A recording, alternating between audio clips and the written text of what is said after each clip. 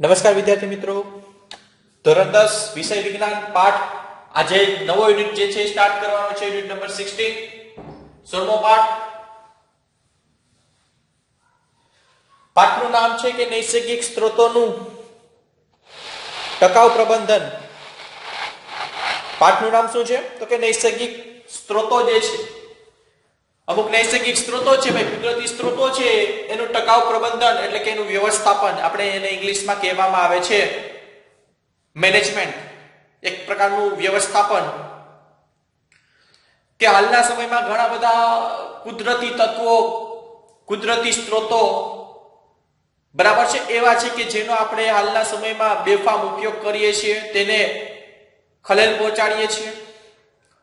Example તરીકે જોઈ લઈએ તો આપણી આજુબાજુ વાતાવરણમાં શુદ્ધ ઓક્સિજન એટલે કે શુદ્ધ હવા રહેલી છે, પરંતુ વિવિધ પ્રકારના ઇન્ડસ્ટ્રી એટલે કે ઉદ્યોગ દ્વારા, વાહનોના ધુમાડા દ્વારા, અન્ય દ્વારા બરાબર છે આપણે વાતાવરણને પ્રદૂષિત કરીએ છીએ. અને કુદરતી એક પ્રકારનું એક કુદરતે આપેલું એક જોઈએ તો એક ગિફ્ટ જ છે આપણા માટે. બધા જે અમુક સ્ત્રોતો જોઈએ તો પાણી છે તો પાણીનું પણ પ્રદૂષણ કરીએ છીએ, હવા છે તો હવાનું પણ પ્રદૂષણ કરીએ છીએ. તો આ જે બધા સ્ત્રોતો છે એની સામે આપણે એને નુકસાન પહોંચાડીએ અને એને પ્રદૂષિત કરીએ છીએ અને તેની અસર આપણી ઉપર જ થાય છે, દરેકને ખબર છે.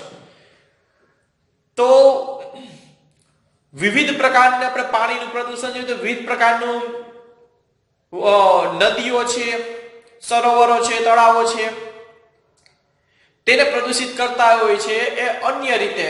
ભાઈ ગામડામાં તમને ખબર છે કે 6ઠા 7મા ધોરણમાં ભણતા કે ભાઈ પશુઓ છે એને ત્યાં એક જ નદીમાં શું તો કે એને નવડાવે છે પશુઓને, પછી તો કે ભાઈ કપડા ધોતા હોય એવું આપણે પિક્ચર જોયેલું હોય ને એની પરથી આપણે અમુક વાક્ય લખવાનું હોય. આવું આપણે 6ઠા 7મા ધોરણમાં ભણતા, પણ આ 10મું ધોરણ છે એટલે તેનો ઉપયોગ તો થશે જ 6ઠું ને 7મા ધોરણમાં.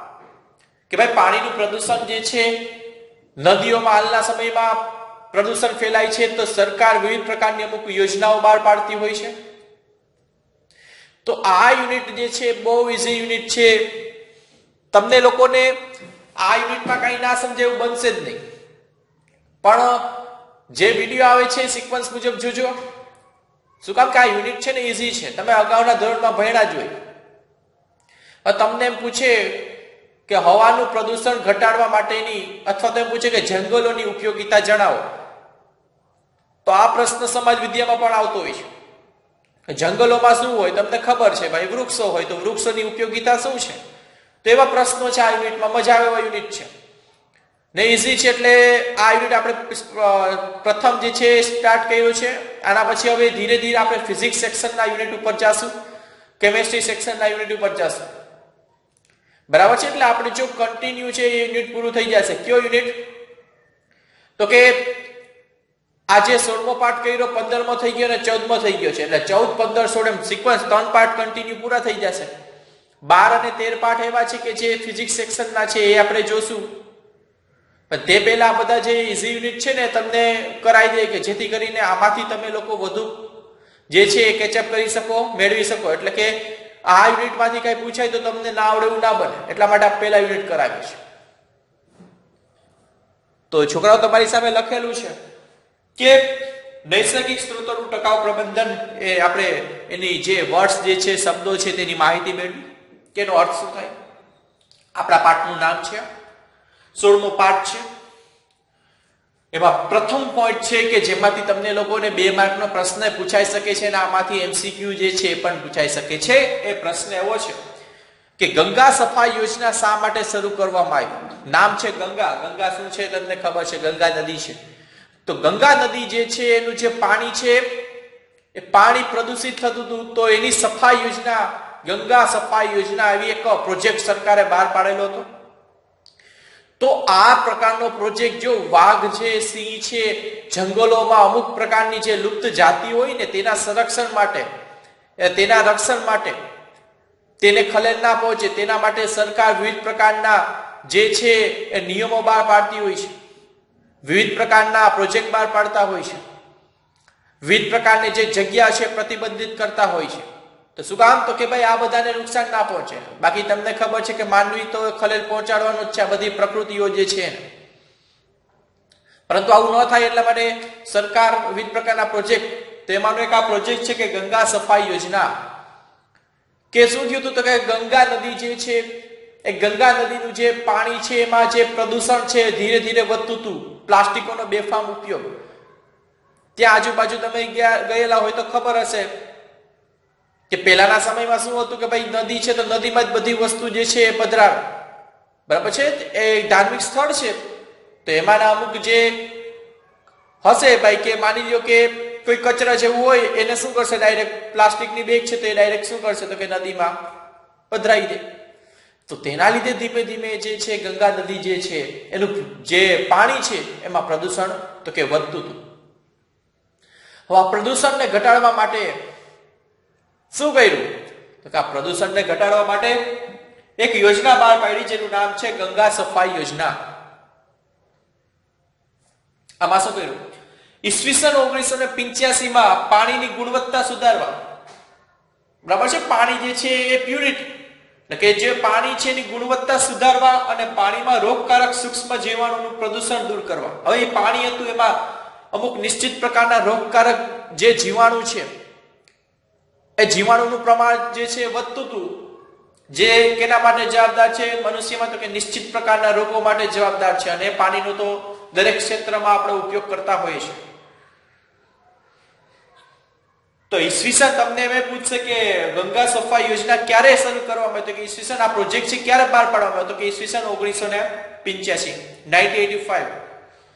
એમાં ભાઈ ગંગા સફાઈ યોજના શું કામ શરૂ કરવામાં આવી? તો કે ભાઈ પાણીની ગુણવત્તા સુધારવા માટે અને પાણીમાં જે રોગકારક સૂક્ષ્મ જીવોનું જે જીવાણુ છે, રોગકારક સૂક્ષ્મ જીવાણુ ધીમે ધીમે વધતા હતા એને ઘટાડવા માટે, એને પાણીમાંથી દૂર કરવા માટે આ યોજના બહાર પાડવામાં આવી.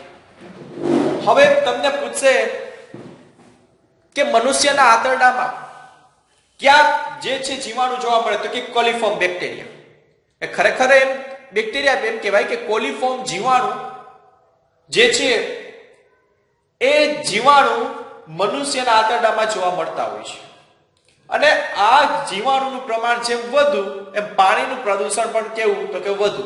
જ્યાં લખેલું છે કે મનુષ્યના આંતરડામાં જીવાણુ, ક્યાં જીવાણુ? તો કે કોલિફોર્મ જીવાણુની હાજરી પાણી રોગજન્ય જીવાણુથી પ્રદૂષિત હોવાનું સૂચન કરે છે. તમે કોઈ પાણી છે એ પાણીને તમે ક્યારે કહી શકો કે આ પાણી છે પ્રદૂષિત છે, કે આ પાણી છે તમે પીવો તો તમને નિશ્ચિત પ્રકારનો રોગ થશે? તમે એવું ક્યારે કહી શકો? તો કે જ્યારે એ પાણીમાં જીવાણુ હોય. પણ ક્યાં જીવાણુ? તો કે કોલિફોર્મ જીવાણુ. તો આ જીવાણુ હોય તો તમને લોકોને નિશ્ચિત પ્રકારનો કોઈ રોગ થઈ શકે, પાણી છે પ્રદૂષિત છે એમ તમે કહી શકો છો. તો આ પ્રશ્ન હતો, આ એક જ પોઈન્ટ છે, આટલો જ પોઈન્ટ છે કે ભાઈ ગંગા સફાઈ યોજના તો કે ઈસવીસન ત્યારે તો કે 1985 માં શરૂ કરવામાં આવી. એ શું કામ શરૂ કરી? તો કે ભાઈ પાણીની ગુણવત્તા સુધારવા અને પાણીમાં જે રોગકારક સૂક્ષ્મ જીવાણુ છે એને તો કે એનું પ્રમાણ ઘટાડવા અથવા તો એને દૂર કરવા માટે આ યોજના છે સરકારે બહાર પાડેલી. આવા ઘણા બધા અમુક પ્રોજેક્ટ આવશે, અમુક યોજનાઓ આવશે. તમે સામાન્ય રીતે સમાજ વિદ્યામાં ભણતા જ હશો. મનુષ્યના આંતરડામાં જોવા મળતા જીવાણુ જેનું નામ છે કોલિફોર્મ. તમને એમ પૂછે કે કયા જીવાણુ છે કે જે મનુષ્યના આંતરડામાં જોવા મળે છે? તો કે કોલિફોર્મ જીવાણુ, કોલિફોર્મ બેક્ટેરિયા. આ જીવાણુની હાજરી શું સૂચવે છે? તો કે પાણી પ્રદૂષિત હોવાનું સૂચન કરે છે. બરાબર છે? આના પછી આપણે નેક્સ્ટ વિડીયોમાં આજના માત્ર આપણે એક જ પોઈન્ટ વિશે અભ્યાસ કરીએ છીએ. ધીમે ધીમે યુનિટની શરૂઆત કરીએ છીએ. તો આજના લેક્ચરમાં દરેક વિદ્યાર્થીઓને એક અન્ય માહિતી કે આ યુનિટ તો સ્ટાર્ટ થયો છે, પરંતુ છોકરાઓ 14મો, 15મો અને 16મો પાઠ ધીમે ધીમે હવે જે આપણે કોર્સ છે કમ્પ્લીટ થાય છે. હાલમાં ઓનલાઈન ચાલુ છે સ્ટડી, દરેકને ખબર છે. તો મેં તમને લોકોને કીધું કે ભાઈ હેતુલક્ષી પ્રશ્ન ઉપર ભાર આપજો અને એ વર્ક તમારે લોકોએ કરવાનું છે. પરંતુ અમુક વિદ્યાર્થીઓને બાદ કરતા મોસ્ટ ઓફ વિદ્યાર્થીઓએ આ વર્ક જે છે એની શરૂઆત નથી કરી. તો દરેક વિદ્યાર્થીઓને હજી પણ એકવાર રિમાઇન્ડર આપી દઉં છું કે છોકરાઓ દરેક યુનિટમાંથી તમે લોકો 35 થી 40 પ્રશ્ન જે હેતુલક્ષી છે એ તમારે બનાવવાના રહેશે. તમારી રીતના એમાં તમે ગમે પ્રકારની બુકનો યુઝ કરી શકો છો, ઉપયોગ કરી શકો છો. બરાબર છે. કયા પ્રશ્ન કેટલા, કે એમસીક્યુ કેટલા, હેતુલક્ષી કેટલા, એ દરેકને મેં માહિતી અગાઉના લેક્ચરમાં, અગાઉના વિડીયોમાં આપેલા છે. તો દરેક વિદ્યાર્થીઓએ આનું પાલન કરવાનું રહેશે અવશ્ય. દરેક વિદ્યાર્થીઓએ નિયમિત વર્ક કરવાનું રહેશે. જો વર્ક નહીં કરો તો એ રીતના નહીં ચાલે. બરાબર છે. તેની ડાયરેક્ટ અસર તમારા રિઝલ્ટ ઉપર પડશે. એટલે દરેક વિદ્યાર્થીઓ યુનિટ કમ્પ્લીટ થતા જો દરેક યુનિટ છે આપણે ખબર છે કે આ બધા યુનિટ એવા છે કે તમે લોકો આ સમજાવેલું છે એટલે એકવાર વાંચીને પણ સમજી શકશો, પણ પછીના અમુક યુનિટ એવા છે કે જે તમારે સમજવા પડશે, 2 થી 3 વાર સમજવું પડે ભાઈ. અમુક વાર પ્રશ્ન પણ ઉપસ્થિત થાય તે પૂછવા પડશે તમારે. પરંતુ હાલના સમયમાં જે યુનિટ ઈઝી છે ને મેં તમને પહેલા કરાવ્યા છે, તો એ તો યુનિટ પહેલા કમ્પ્લીટ કરી લ્યો. બરાબર છે. તો દરેક વિદ્યાર્થીઓ ને આજના એ જ માહિતી આપવાની હતી કે ફરી પાછું તમારે હેતુલક્ષી પ્રશ્નો જે છે એ ક્યાં કેટલા પ્રશ્ન લખવાના છે તમને ખબર છે, માહિતી આપેલી છે. તો વર્ક કરવાનું રહેશે. અને તમારી સામે રાખું છું 2 મિનિટ, દરેક વિદ્યાર્થીઓ આ લખી લો.